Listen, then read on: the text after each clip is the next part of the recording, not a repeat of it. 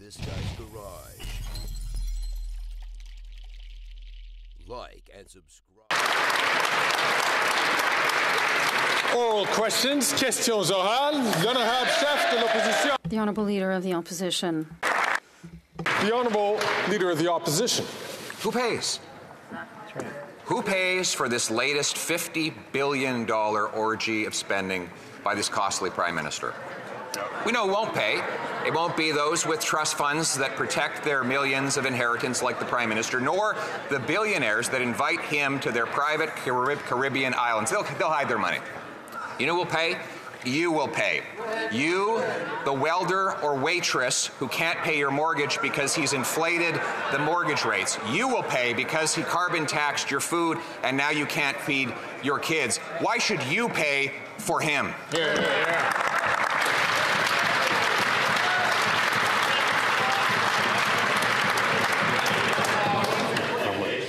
My comment still applies. The Right Honourable Prime Minister. Mr. Speaker, it is interesting to see the lengths to which the Leader of the Opposition will go to avoid saying that he is choosing to stand with the ultra-wealthy, against the middle class, against young Canadians.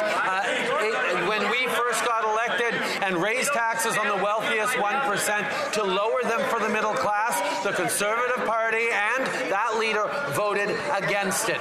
We're asking for the wealthiest in this country, the wealthiest 0.1%, to pay more in taxes so we can support the middle class, so we can restore the dream, particularly for young people, of home ownership, of a brighter future that the world is taking away from people all over the world. The Honourable Leader of the Opposition. Mr. Speaker, the Prime Minister likes to blame the world for the problems that he caused.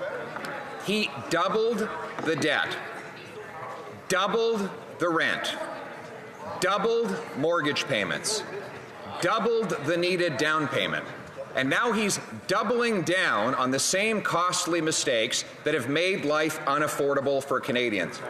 When will this Prime Minister realize that he's not worth the cost and that repeating the same thing 9 times and expecting a different result is the definition of insanity?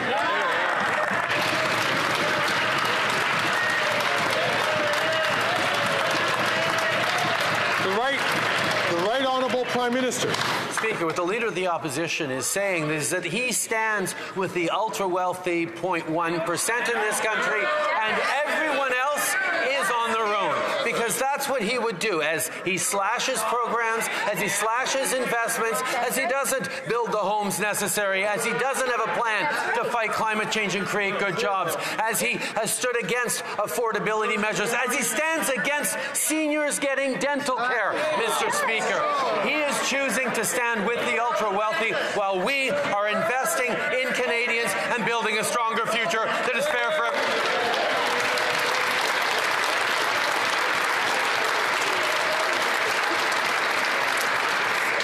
The Honourable Leader of the Opposition. Mr. Speaker, he is the ultra-wealthy. He hid his family fortune in a tax-sheltered trust fund so he wouldn't have to pay the same tax as everyone else. He vacations with the ultra-wealthy on their private islands in tax-preferred locations where they can hide their money and avoid paying their fair share here in Canada. And now he's paying off the ultra-wealthy by spending $54 billion on debt interest, more than on health care. Why give more money to the ultra-wealthy bankers and bondholders instead of the nurses and doctors?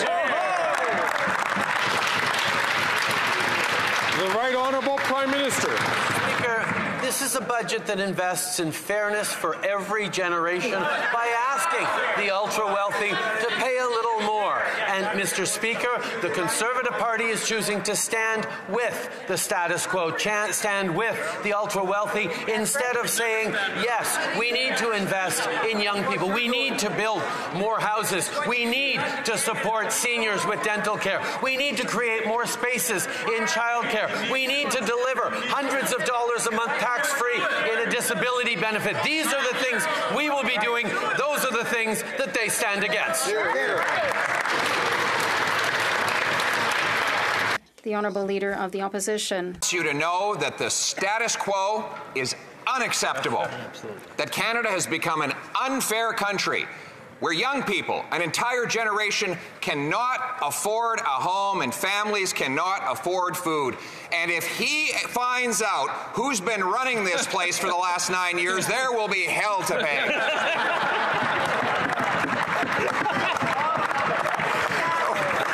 Will the Prime Minister complete his investigation and tell us who's been in charge for the last decade?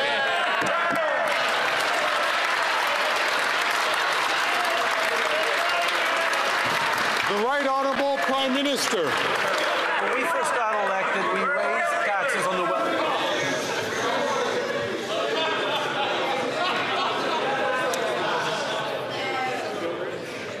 The Right Honourable Prime Minister. Mr. Speaker, when we got elected, first thing we did was raise taxes on the wealthiest 1% and lower them for the middle class, a measure that the Conservative Party voted against. We've continued to invest in young people, invest in standing up a national housing strategy after the previous government had completely ignored housing, and the former housing minister, who is now leader of the opposition, was responsible for creating exactly 6 affordable homes in his time as minister. We've continued to invest, and we're going to continue to make sure that the economy is fair for every generation, and that means asking the wealthiest to pay a little more so we can put more money in the pockets of the middle class. The Honourable Leader of the Opposition. Mr. Speaker, the Prime Minister has got to stop getting his facts from his incompetent housing minister's Twitter account. Yes. This is the same guy who, as immigration minister, lost track of 1 million people. When I was housing minister, we built 92,782 new apartment units with an average rent of $973. How many apartments will the Prime Minister build at the price of $972 a month this year? Hear, hear. The Right Honourable Prime Minister. Mr. Speaker, our housing plan is the most ambitious and comprehensive in Canada's history, and will unlock close to 4 million homes by 2031. This happens because we're working with municipalities, we're working with provinces to increase the levels of ambition. We've put out the most comprehensive and ambitious housing plan this country has ever seen, because we know that making sure that young people can afford a home, making sure we change the way homes are built in this country, is about building a stronger future for everyone in this country. That's what fairness for every generation looks like. That's what this government is focused on, while they're focused on cuts. The Honourable Leader of the Opposition. Well, we will cut the rent. When I was Minister of Housing, we paid half as much for rent in Canada that we pay today. And on that question of his ambitious housing plan, I decided to read all about it in their 2015 platform. They said, "We will make it easier for Canadians to find an affordable place to call home." That was 9 years ago. Wow. They doubled the cost since that promise was made, and then they repeated the promise yesterday. Why do we expect the same promise with the same programs and the same Prime Minister to be kept this time? The Right Honourable Prime Minister. I was in Vancouver a few weeks ago to speak with young people about the fact that we're supporting renters with greater protections and making sure that the money they spend every month on rent actually gets counted in their credit score so they can help get a mortgage on into the future. Our housing plan will unlock 3.87 million new homes by cutting red tape, by reforming zoning, by lowering costs of home building, by using public lands and vacant government offices for housing. We're making it easier to save up for a tax-free for a down payment. We're helping end chronic homelessness and make homes more affordable. We're going to continue doing the work. The Honourable Leader of the Opposition. Oh, he's going to turn public buildings and land into housing. Wonder where we got that idea. Well, actually, it was, let me quote, "We will conduct an inventory of all federal lands and buildings that could be repurposed and make some of these lands available at low cost for affordable housing." That is from his 2015 budget. Oh. And now, 9 years later, he can only point to 13 homes on those public lands. And yesterday, he promised a rapid review of all the federal land portfolios. Rapid review. How rapid? Another 9 years? The Right Honourable Prime Minister. Mr. Speaker, we made a choice. We made a choice to invest in Canadians, and that started when we took office because the previous government had not invested in Canadians, continued to choose cuts to services, continued to choose austerity over the kinds of investments that a confident country should be making in its citizens. And that's where we have stepped up, and that's where we are stepping up right now to make sure that young people have the opportunities to build a strong future themselves by asking the wealthiest 0.1% to pay more in taxes. Unfortunately, the Leader of the Opposition continues to stand with the ultra-wealthy while we stand with... The Honourable Leader of the Opposition. Named immigration for housing costs and the immigration minister who caused it all. Then he made that minister responsible for housing. Since that time, that minister has a $4 billion housing accelerator that he admits will not build any homes, no specific homes. And in fact, since it began, housing starts have gone down this year, and his housing agency says they'll go down next year and the year after that. How is it the Prime Minister can spend $4 billion on a housing accelerator that decelerates home building? The Right Honourable Prime Minister. Speaker, I'm happy to talk about the housing accelerator because it stands in direct contrast with any plan that the Leader of the Opposition has put forward to pick fights with municipalities and provinces on housing. We're actually stepping up with investments that are allowing for more densification, for 4 units as of right, to make sure there's better use of public lands, including by municipalities and provinces, by making sure we're changing the math around building affordable homes to unlock millions of homes over the coming years. This is the work that we're doing right across the country with people who are ambitious about solving the housing crisis. If the Leader of the Opposition doesn't want to help solve it, he needs to keep getting out of the way. The Honourable Leader of the Opposition. Well, it was solved when rent was $973 a month, Mr. Speaker, until he came along. But more proof that he is not worth the cost after 9 years. He's blaming the whole world. If the world is to blame for the housing problems in Canada, then why is it that housing here is 50 to 75% more expensive than in the United States? Why is it that housing costs have risen faster than in any other G7 country relative to incomes? Why is it that we have the fewest homes per capita despite having the most land and the most lumber? Why? Is it him? The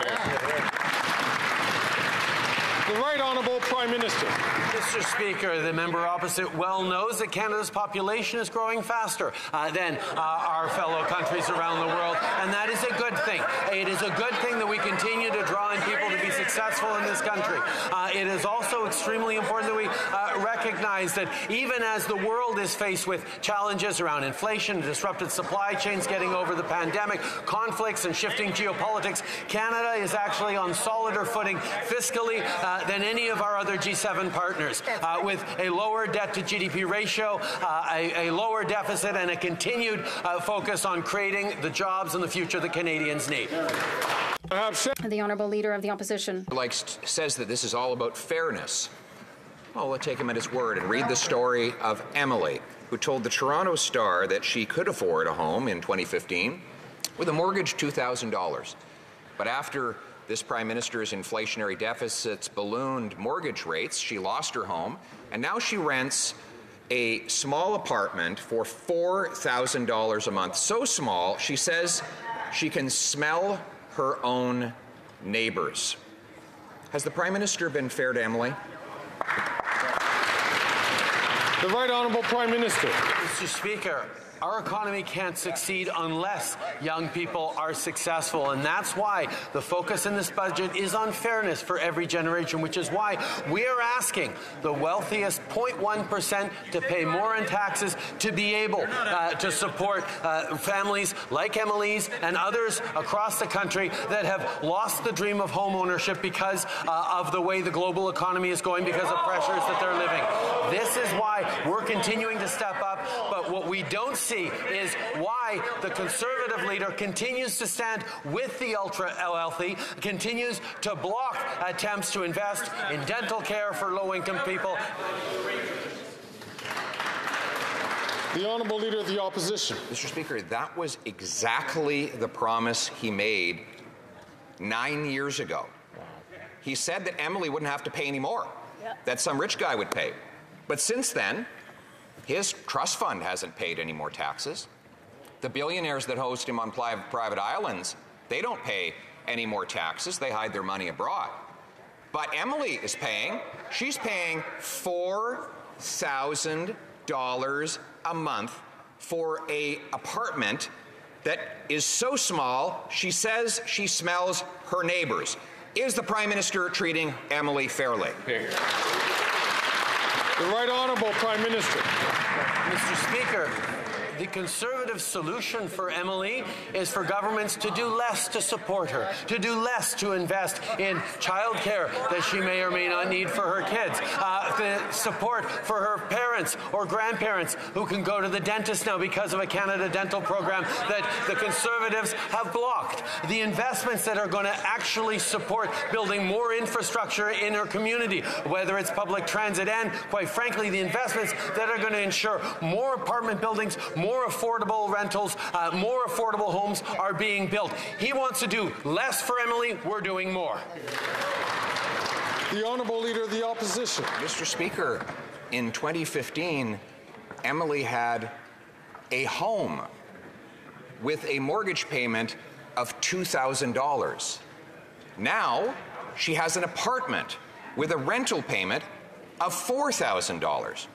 How can he possibly suggest that she's better off paying twice as much to rent a place than she was under Conservatives owning one? The Right Honourable Prime Minister.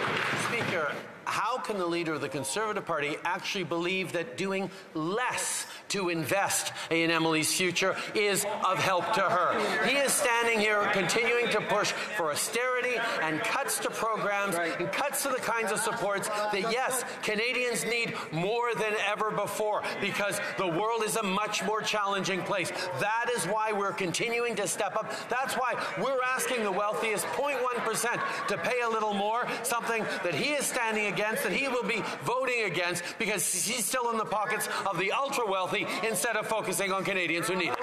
The Honourable Leader of the Opposition. And after 9 years and much spent, not a single meal served. What he has served up is a tax on the food of the very children he claims to want to help.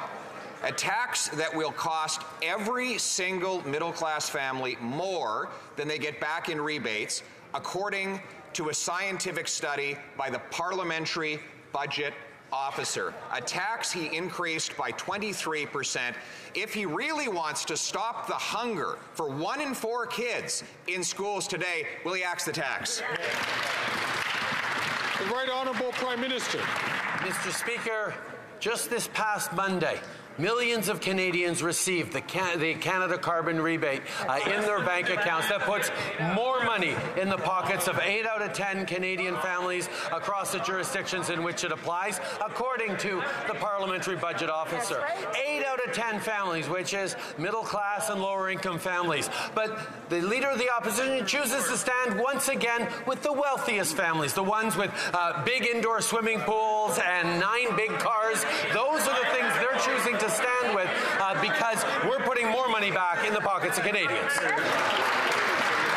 The Honourable Leader of the Opposition. Mr. Speaker, the Prime Minister thinks anyone who puts gas in their car is rich and needs to be made poor. He thinks any single mother who's not already pouring water in her children's milk is too rich, and he wants to make her poorer. He thinks that families that are heating their homes in big, cold Canada are too rich, and he wants to make them poor. A little bit rich, coming from the guy who stuffed his family fortune in a tax-sheltered trust fund and helps his billionaire island friends avoid paying their bills. So why doesn't he stop taking from the have-nots to give to the have-yachts? Hear, hear. The Right Honourable Prime Minister.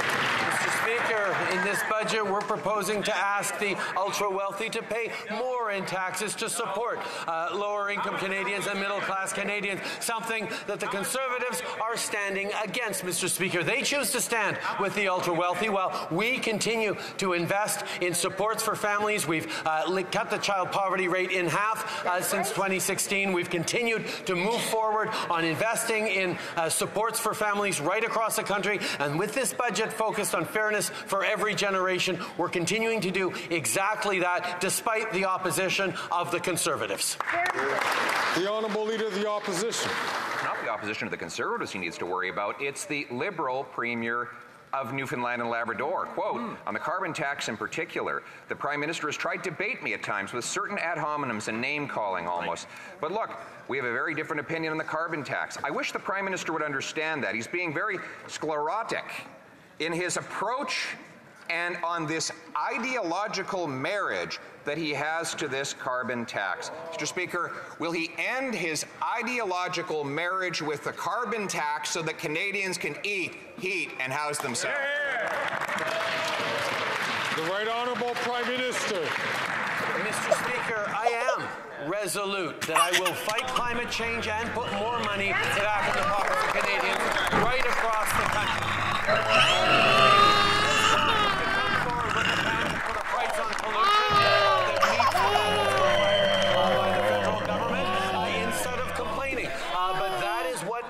Continue to do. We will ensure that a price on pollution that puts more money back in the pockets of 8 out of 10 Canadians, including in Newfoundland and Labrador, continues to be in place right across the country, because that's what Canadians need for a stronger future and for affordability.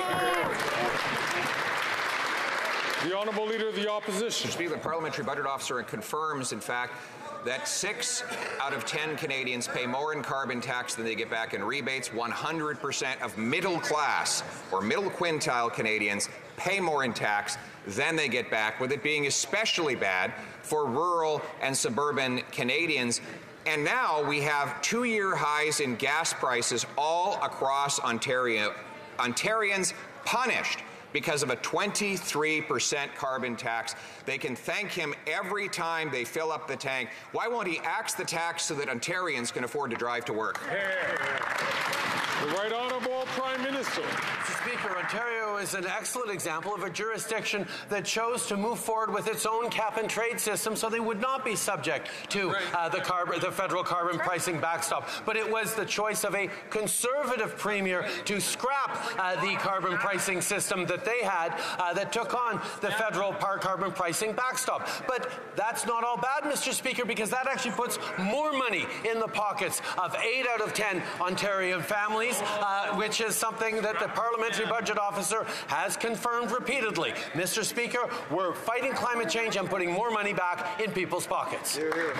The Opposition. Mr. Speaker, austerity is what people are living every day when they can't afford to eat, heat, or house themselves after 9 years of this Prime Minister. But when they pay the GST, they assume that they're getting something in return. It turns out that they pay $54.1 billion in GST, and it costs them $54.1 billion in interest on the national debt.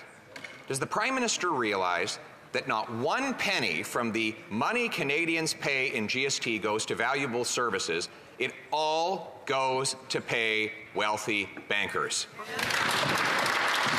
The Right Honourable Prime Minister. Once again, in the face of the challenges Canadians are struggling with every single day, the solution by the Conservatives is for government to do less, to invest less in supporting Canadians, less for seniors and dental care, yes, less for child care spaces, less to invest in medical supports and in health care, less to invest in building more homes. The solution proposed by the Conservatives is for government to do less for Canadians. We are continuing to invest in people responsibly with the best, lowest debt to GDP in the G7. We will continue. The Honourable Leader of the Opposition.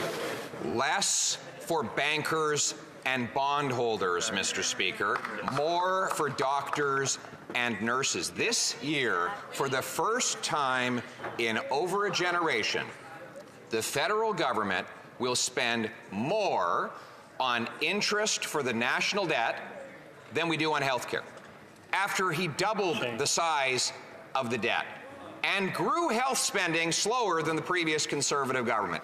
Why is it that he wants to give $54 billion hard-earned Canadian tax dollars to wealthy bankers and bondholders and not doctors and nurses? The Right Honourable Prime Minister.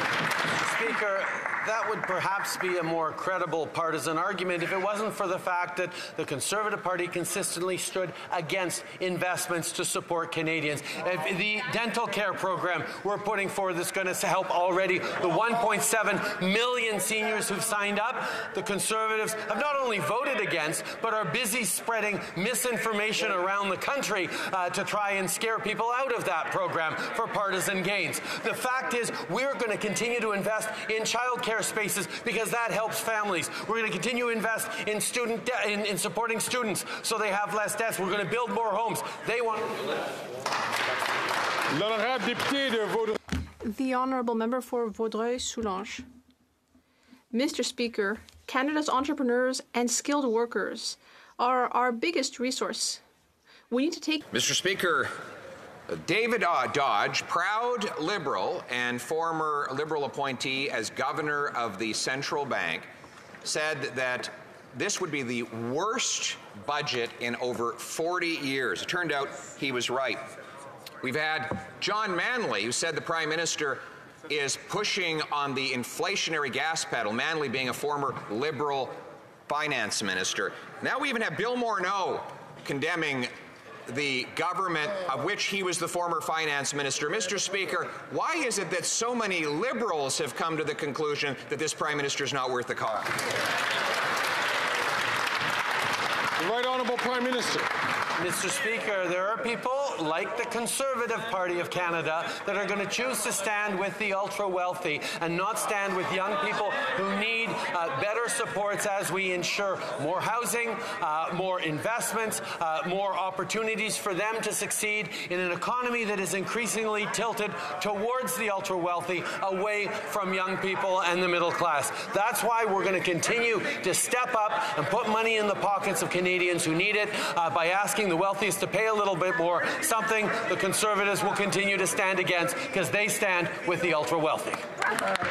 The Honourable Leader of the Opposition. Mr. Speaker, all the adults in the Liberal and NDP parties are saying that this budget is irresponsible. We have John Manley, former Liberal finance minister, saying this Prime Minister is pushing on the inflationary gas pedal. David Dodge, renowned Liberal, is saying it could be the worst budget in 4 decades. Bill Morneau, remember him?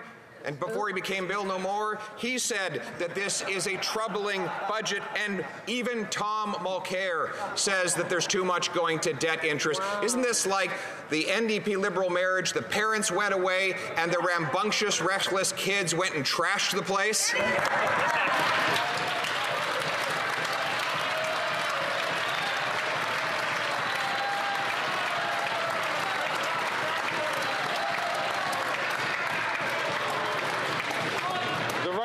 Prime Minister. Speaker, while the Leader of the Opposition continues to focus on partisan attacks, we're going to stay focused on building a better future for Canadians. Speaking of inflation, Mr. Speaker, this is the 3rd month in a row in which inflation has been within the Bank of Canada's target range. That is because we continue to govern responsibly in a fiscally sound way that is at the forefront of the G7, even as we step up to invest in Canadians and in their future. Confident countries invest in themselves and their people, Mr. Speaker. That is what we are doing, while the Conservatives propose to do less, to invest less, to support Canadians. The Honourable Leader of the Opposition. Speaker, it's not me that's doing personal or partisan attacks against this Prime Minister's agenda. It's his fellow Liberals and New Democrats. It's his coalition partner who simultaneously attacks everything he does and then enthusiastically stands up to support it. It's the Prime Minister who attacks his immigration minister for letting the system get completely out of control and then attacks himself for doubling housing costs, making life so unfair. If they're so busy attacking themselves and their own record, why don't they just call a carbon tax election so Canadians can vote them out?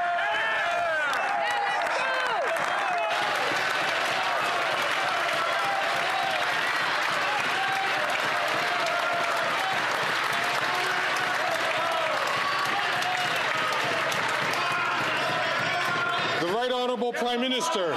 Speaker. Excuse me. The Right Honourable Prime Minister. Mr. Speaker, this government is making the choice to invest in a fairer future for all Canadians, for every generation. That is the choice we're making. Now, the Conservatives are continuing to choose to stand with the wealthiest in this country, choose to do less to invest in childcare, less to invest in solving the housing crisis, less to support young people across the country who need to feel the opportunities they can build in the future again. We will continue to be there to put money in the pockets of Canadians, to put homes in their communities, to build a stronger future for them and their families, while the Conservatives continue to promote cuts and austerity. That's right. The Honourable Member from Calgary Skyview. Mr. Speaker, I've been hearing from young people in my riding that home ownership is just out of reach.